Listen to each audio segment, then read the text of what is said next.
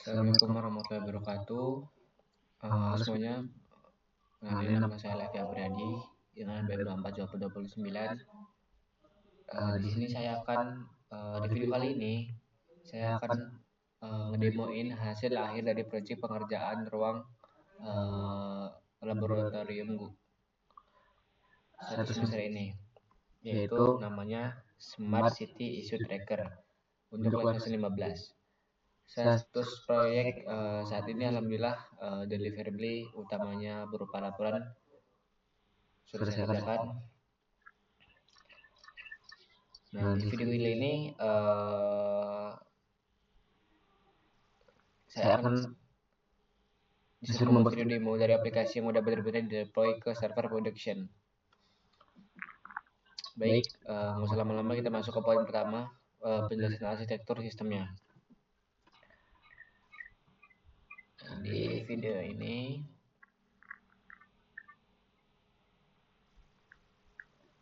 di sini kita disuruh di pertama penjelasan arsitektur menunjukkan diagram arsitektur Smart City Issue Tracker yang dibangun. Nah, jadi aplikasi Smart City yang saya bikin ini punya arsitektur hulu dan ke hilir yang memisahkan antara front end sama back endnya.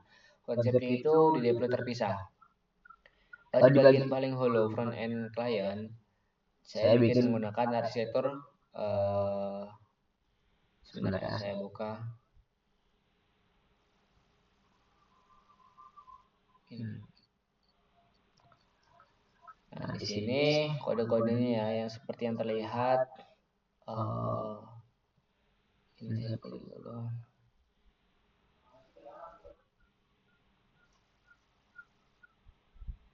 Sebentar. Nah, di sini di dalam lab 247829 dalam project 247829 ini ada folder yang bernama server Smart City dan server Citizen SPA. Nah, di Smart City ini adalah backend. Nah, backend ini nanti akan saya tunjukkan ini ya, web backendnya. Sekarang yang kedua ada front end. Front end ini mencakup dari yang di print tadi, disuruh menunjukkan diagram arsitektur Smart City Issue yang dibangun. Nah, di bagian hulu front end client, saya bikin menggunakan arsitektur single page application SPA. Pakai JS ini ya, ada API JS, ada app JS, ada out JS, dan router JS. Nah, biar bisa diakses sama warga secara publik, front end ini dideploy ke GitHub page. Nah, GitHub page di GitHub.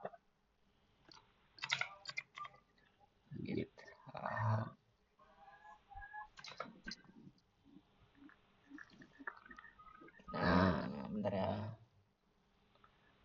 Di GitHub page. Nah, ini folder.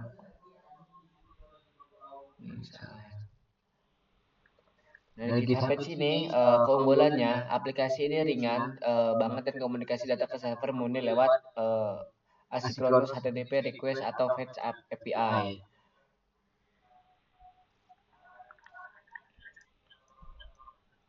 Untuk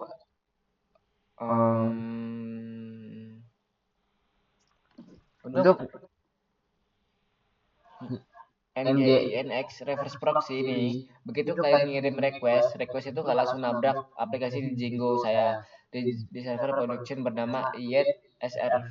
Nah, ini ya servernya. Nah, jadi saya pasang NGINX ini sebagai pintu gerbang utama atau reverse proxy yang dengerin atau dia listen lah ya di port public 8010. Tadi sudah saya cek nih portnya. Di sini ada port 8010 dan 9010. Ini penting banget buat keamanan, manajemen traffic, dan bertugas nge-open request tadi ke server internal. Dari kita masuk ke Unicorn WSGI server. Nah, dari NX ini request dioper lagi ke Unicorn. Dia ini jalan dari background server sebagai server Linux bernama Unicron MHS10. MHS10 itu dari NPM saya. Ini sistem CTL user status Unicron MHS service. Nah, di sini terlihat enable dan active running. Dengan dengan secara internal di port 127 10 ini ya, port 127 1001 ini. Nah, Unicron ini bertindak sebagai penerjemah supaya request web tadi bisa dimengerti sama bahasa Python di Django. Nah, di Django REST Framework Core API ini, API backend, nah disinilah jantung logikanya. Nih, bentar ya, saya masuk ke Django. Ini kita tutup dulu. Nah, di sini ada, kita masuk ke main app. Nah, di main app ini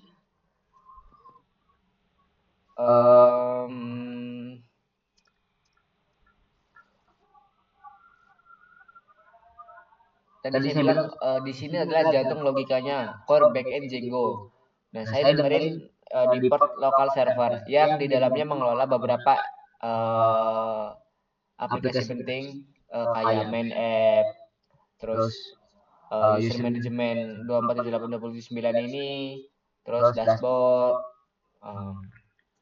Dan Django ini tugasnya mengolah logik bisnis, validasi input, sampai ngurusin token autentikasi JWT. Oke. Selanjutnya database production. Di ujung paling hilir semua data laporan warga.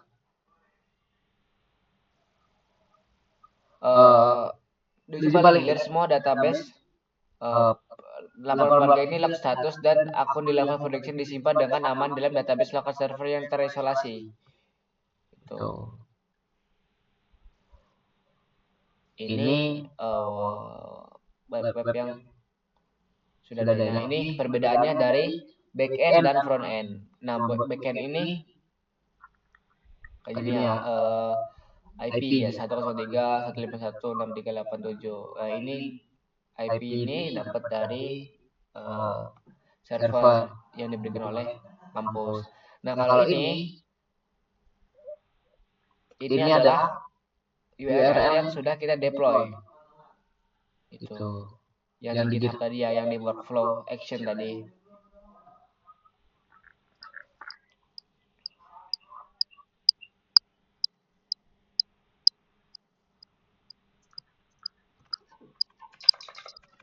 Sabar, ini membangunnya server ya.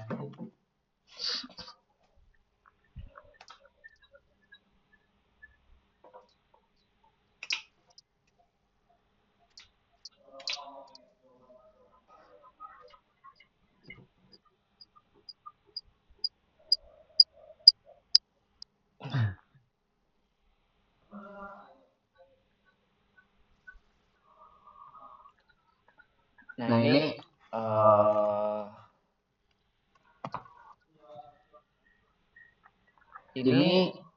netstat Milton Grab 8 8010 dan 9010 ini adalah jaringannya. Nah, tadi kan biar nggak dibilang omong kosong atau teori doang. Nah, sekarang kita cek nih. Tadi saya udah cek ya. Karena kalau ngecek itu kayak gimana servernya. Tadi sudah saya cek duluan. Nah, kondisi jaringannya ini di server SRV di sini di sini saya ngetik berita netstat. Nah, ini ya. Bisa dilihat di sini di layar terminal saya per 9010 ini bersatu listen.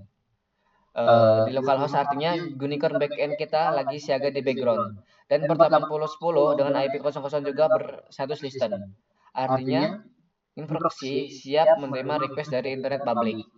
Ini bukti kalau infrastruktur backend kita udah aktif 100% gitu.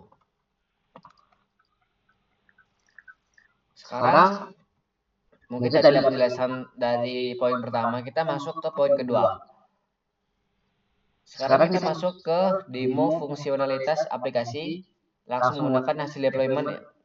Ingat ya, kita nggak pakai localhost port 2478 atau 5500 lagi di babak ini.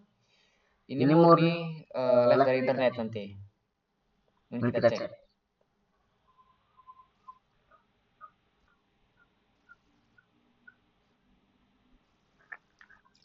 Nah, di sini saya sudah buka GitHub saya.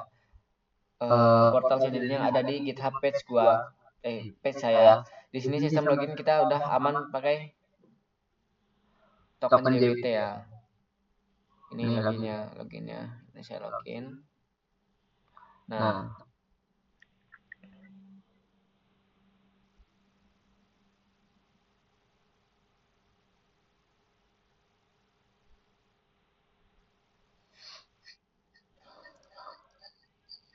di sini saya akan buat laporan. Contohnya apa ya? Lampu jalan, infrastrukturnya, keamanan dan ketertiban. Kategori infrastruktur aja lah ya.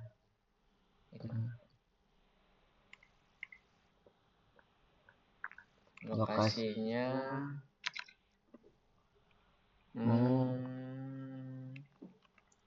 Jalan Raja Basa.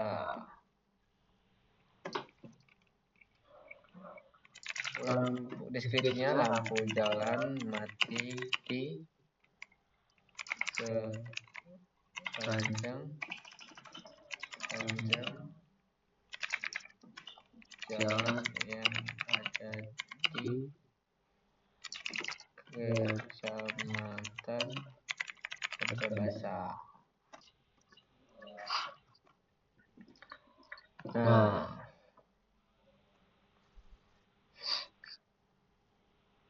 Nah, di sini sudah saya isi ya. Tadi kan kosong udah saya isi. Nah, saya akan simpan sebagai draft dulu ya di sini. Nah, kalau oke, kalau udah oke, dia tersimpan. Nah, di sini terlihat yang tadi kita buat lampu jalan. Nah, laporan ini berhasil tersimpan sebagai draft dan modelnya menutup otomatis. Kalau dilihat di lencana statistiknya atau batch atas angka counter, draft saya ini nambahin jadi satu tanda skenario penyimpanan draft berhasil aman di database yang tadi ya. Udah saya skip tadi. Nah, sekarang saya masuk ke menu laporan saya.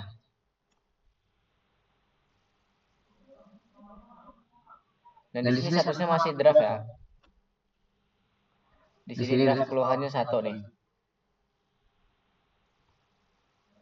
Sesuai perintah ya. Nah, edit draft. Kita bisa ubah, majukan laporannya, kita ajukan. Laporan masih diajukan, kita oke.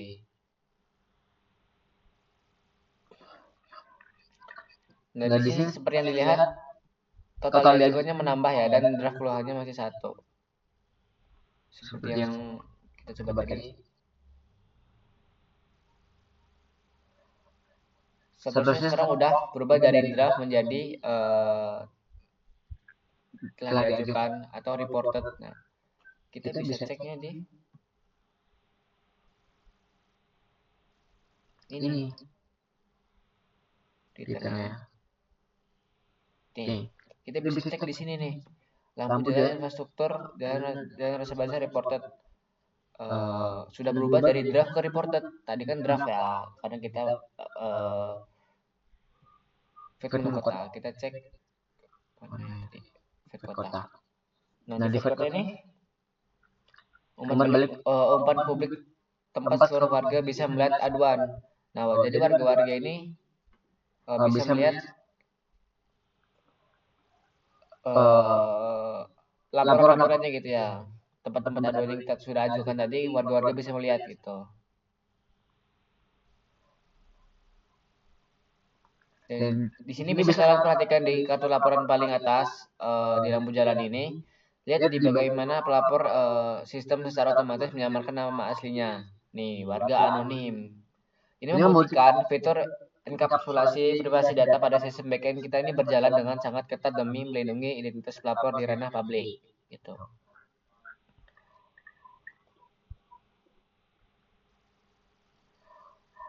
Nah sekarang tadi kan lapor warga udah masuk, statusnya masih report. Sekarang kita pindah peran jadi admin pemerintah kota. Nah kita tadi sekarang jadi admin ya. Sini saya sudah login sebagai admin. Saya sudah login sebagai admin. Kita masuk ke halaman dashboard dulu ya. Nih di sini adalah analisis titiknya ya. Di sini ada result vote-nya, laporan per kategorinya, laporan selesainya, result dan reported-nya. Di sini Chart.js-nya sukses merender komponen visual, grafik, DOT, dan bar secara asinkronus untuk memetakan statistik pengaduan masuk. Sekarang kita masuk ke report.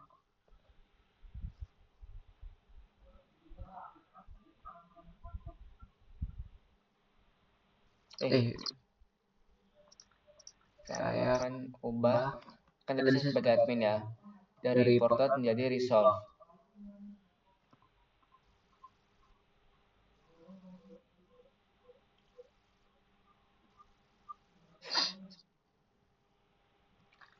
Kalau enggak, saya akan memanfaatkan ini namanya tadi lampu. Nah, langsung ketemu ya, lampu jalan. Nih. Jadi fungsi search ini dan atau kata pencarian ini, sistem ini langsung menyaring data secara instan, memanfaatkan teknik event delegation tanpa perlu reload halaman. Nah, ketemu nih laporannya kan tadi lampu jalanan. Sekarang saya sebagai admin bakal merubah status yang tadi reported menjadi verified. Nah, sekarang saya klik simpan. Oke. Verified ya, berubah statusnya di sini.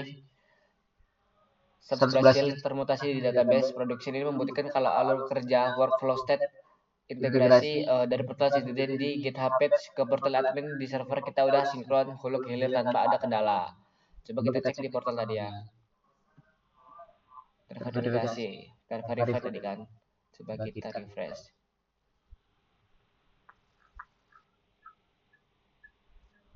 Nah, terverifikasi nambah 1. Tadi report ya, atau total diajukan ini tadi ada 4, sekarang ada 3. Nah, sekarang dia sudah terverifikasi jadi 1 yang sudah terverifikasi. Oke, gitu.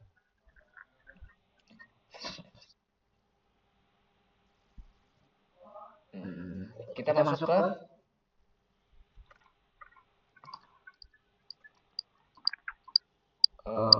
langkah ketiga, langsung aja ya.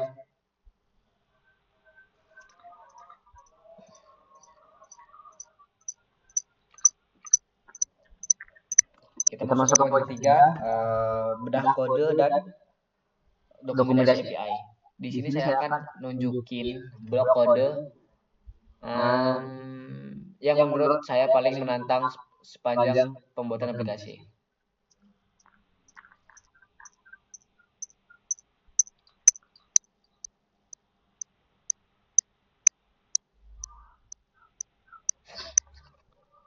Tadi itu kode-kodenya ya.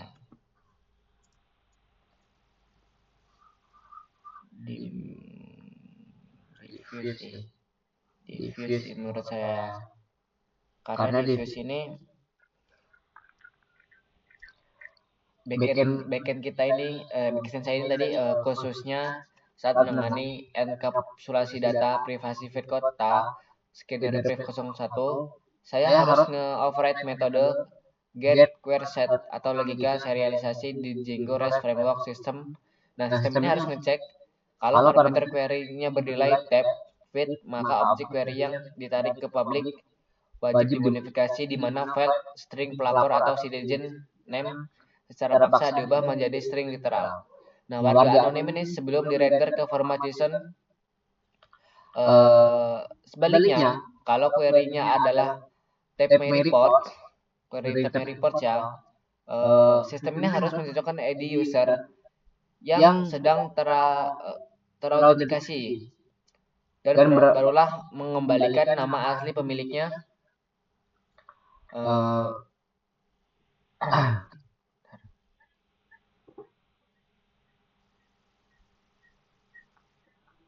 Cek.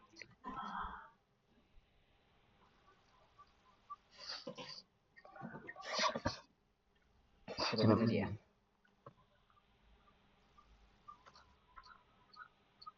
Intinya tadi saya masalahnya ada di views.py ya. .py itu aplikasi backend-nya ini buat menangani kalau bisa data, privasi feed kota. Saya ini harus nge-override metode get query set atau logika serialisasi di Django. Gitu. Di Django REST Framework. Sistemnya harus ngecek kalau parameter query-nya bernilai tabnya feed gitu. Maka objek query yang ditarik ke public wajib dimodifikasi di mana file string pelapor atau citizen name secara paksa diubah menjadi string literal warga anonim sebelum dirender ke format JSON. Dan sebaliknya, kalau query-nya adalah tab my reports, sistem harus mencocokkan ID user yang sedang terautentikasi dan barulah mengembalikan nama asli pemiliknya. Logika kondisional ini krusial banget biar nggak terjadi kebocoran data privasi warga. Sama tadi saya ada masalah kode-kode yang ini juga ya. Mungkin biasa lainnya di Citizen Portal. Citizen Portal ini di base URL-nya itu tuh nggak sama yang base URL front-end ini nggak sama yang di Django gitu. Jadi pas saya cek PyWard ini dia error gitu. Bisa udah bisa. Gitu. Sama kalau saya mau ngaktifin npx server 5500 ini, saya harus ngetik npx server dulu. Kenapa? Karena nggak tahu ya saya juga. Ini dia harus ngecek dulu.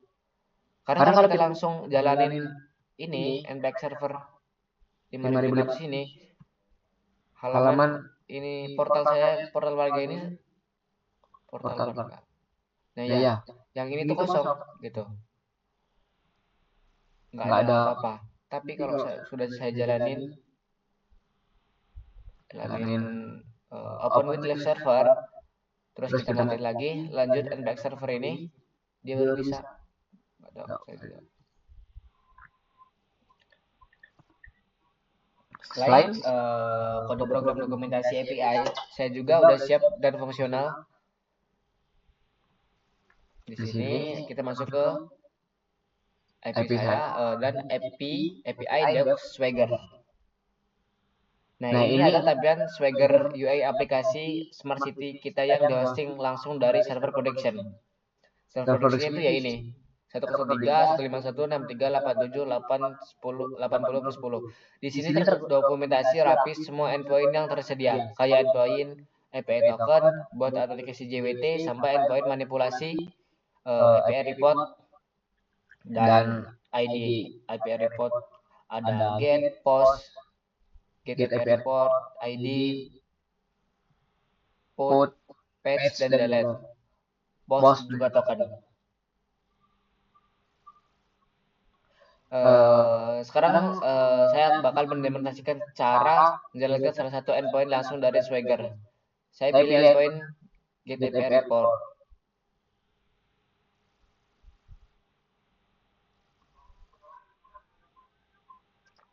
Ini.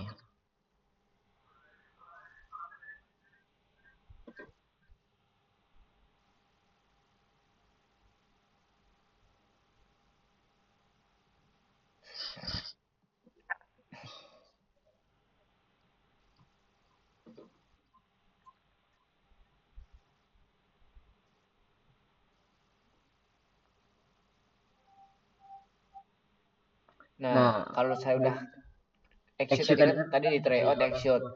Nah, kalau udah ketik execute bisa kita lihat bareng-bareng di bagian respon body di sini ya. Server sukses mengembalikan HTTPS server sukses mengembalikan 200 oke ya. Nih, responnya 200 oke. Beserta struktur data JSON laporan-laporan warga yang diambil. Nih, data JSON laporan warga yang diambil langsung dari database live server production kita. Gitu. Dokumen CPI kita ini terbukti aktif dan akurat ya, bisa dibilang.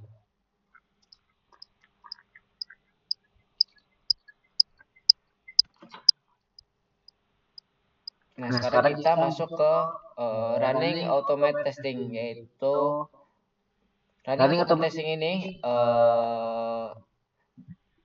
di poin keempat ini dokumen mewajibkan kita buat nunjukin kalau status eksekusi unit testing backend dan end-to-end testing di Playwright berjalan sukses tanpa ada yang fail.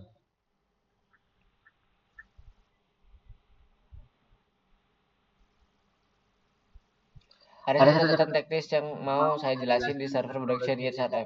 Lingkungan terminal saya ini murni berbasis text CLI, command line interface dan hak akses sudah mahasiswa dibatasi karena pengujian UI E2E Playwright membutuhkan dependensi lingkungan grafis atau header browser untuk mensimulasikan robot browser. Maka seperti ini saya jelaskan di terminal lokal environment tester saya ya.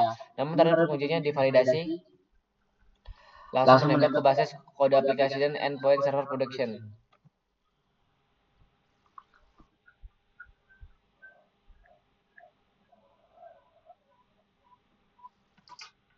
Pertama kita jalanin 45 sekian itu ya.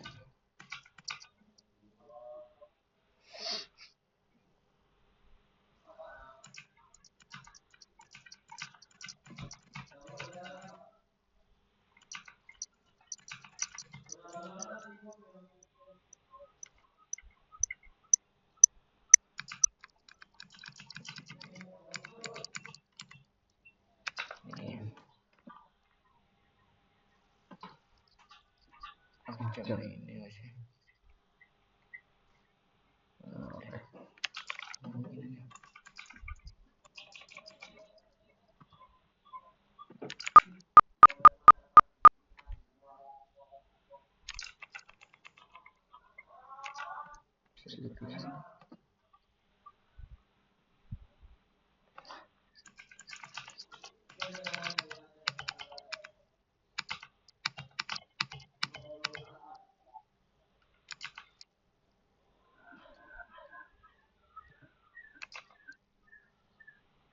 Berikut ini.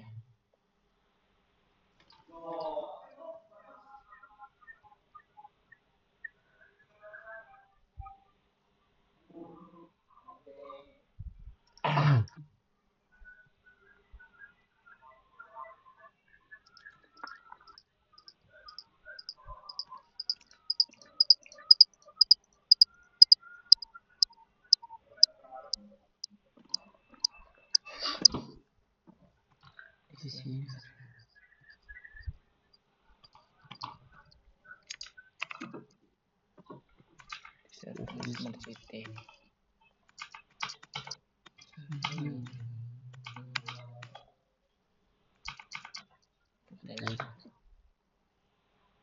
Ini kita coba, kan ada 45 tes ya. Kita coba kalau perintahnya itu python manage.py test main app. Ini kita tunggu ya.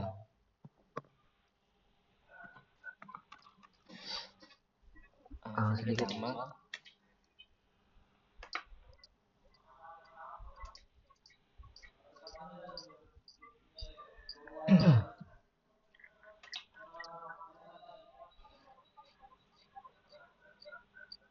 Nah, sistem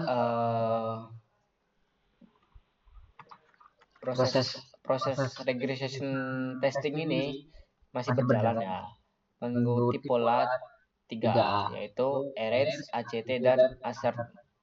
Sistem secara otomatis membuat database test tier 1, menyusun data dummy, mengeksekusi mengeksekusi request HTTP dan memvalidasi respon status kodenya. Ini kita tunggu. Nanti harusnya dia ada tulisan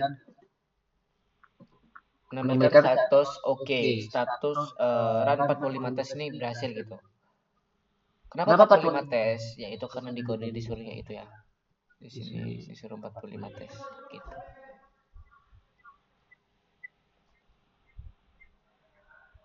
Nih, di sini sukses 45 tes. Nanti tugasnya memang disuruh 45 tes. Jadi gitu.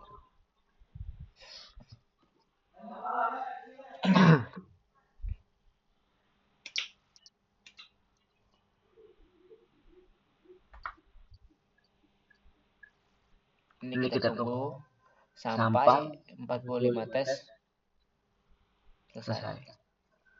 Ini mungkin 1 menit.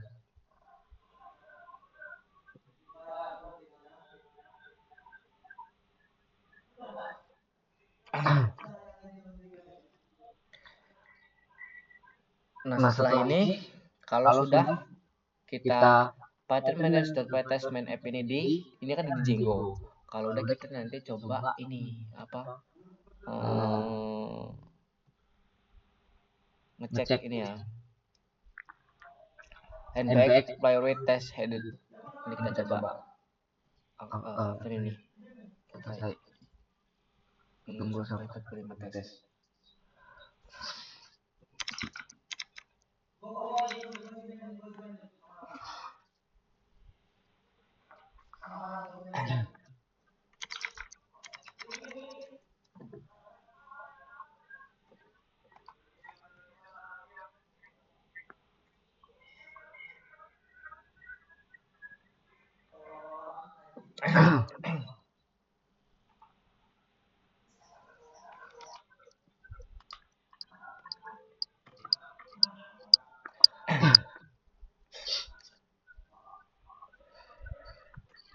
Nah, ini kode-kode saya.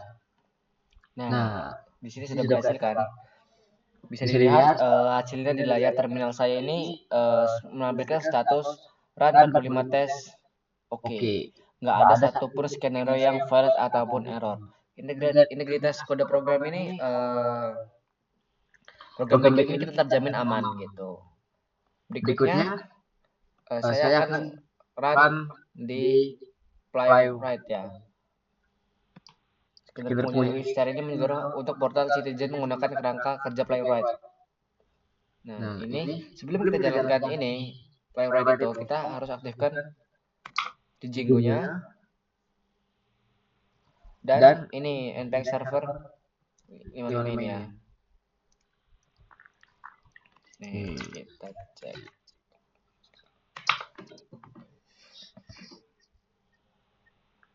Dia akan otomatis masuk.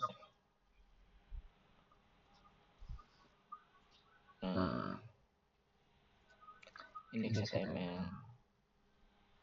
Ini akan login, dia akan login dan cek dashboard. Login lagi.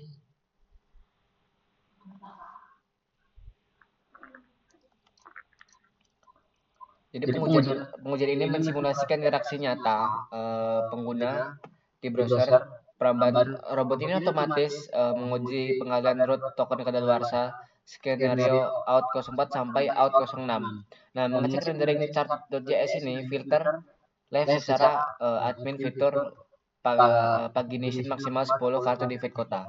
Hingga responsivitas menu bar ke rasio smartphone dan inilah hasilnya 9 page dengan durasi sekitar 42 detik. Status eksekusi tes berjalan sukses total tanpa ada yang fail satupun. Skenario DOM HTML dan selektor komponen yang kita rata terbukti valid ya.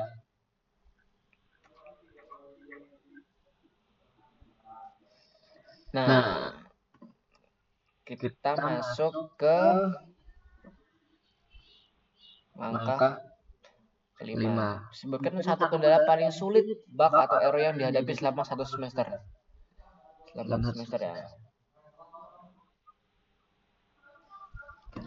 Apa ya?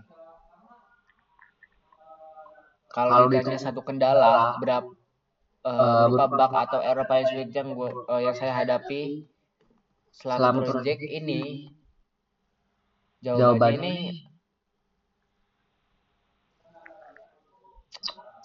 apa ya?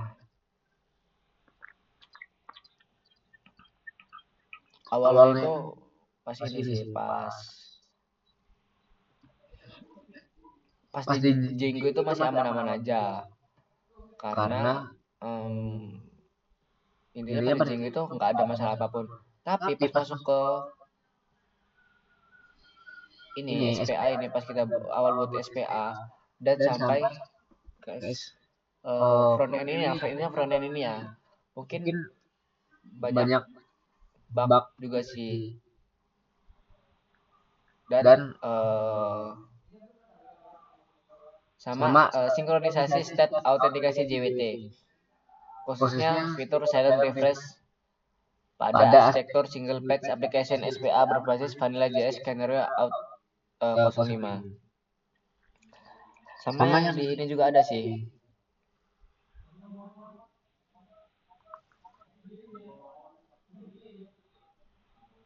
Yang di JW itu tadi tantangannya itu apa ya? Jadi setiap ketika akses token milik warga tiba-tiba kedaluarsa, tepat di tengah-tengah pengguna, tepat pas kita lagi pakai di tengah-tengah kita lagi ngisi form pengaduan, aplikasi itu harus mampu memotong request intercept secara asinkronus di latar belakang dan mengirimkan refresh token ke server untuk memperbarui akses token baru. Terus melanjutkan pengiriman aduan warga tanpa interupsi, tanpa membuat halaman mereload dan tanpa menghilangkan ketikan data yang udah diisi pengguna gitu. Menjelaskan logika interceptor asinkronus di sisi vanilla JavaScript memberikan bantuan framework besar seperti REST atau sempat memicu bug state manajemen lokal yang pelik. Namun kendala ini akhirnya berhasil saya selesaikan dengan memanfaatkan penanganan error chat yang tangguh berbasis event listener gitu. Custom yang manipulasi local storage lokal secara berskala.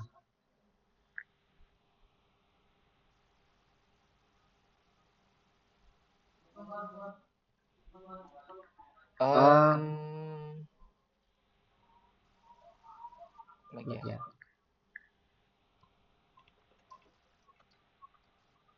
Mungkin sudah sih harusnya.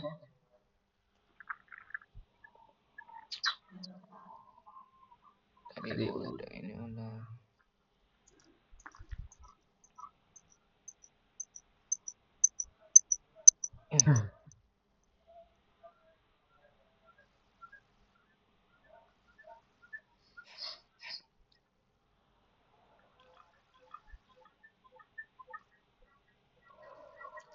Sebagai penutup, seluruh delivery reps proyek Smart City Lab saya ini, mulai dari laporan PDF, presentasi kode, coverage backend yang aman, presentasi kode, sinkronisasi endpoint di server GetServe ini, pokoknya semenjak masuk server ini ya, mungkin itulah tantangannya, bug-bugnya tersulit sih waktu masuk ke server ini menurut saya. Masuk ke server inilah dan membuat front end, terus slab 15 ini tentang automate testing ini ya. Ini sih bug paling sulit menurut saya.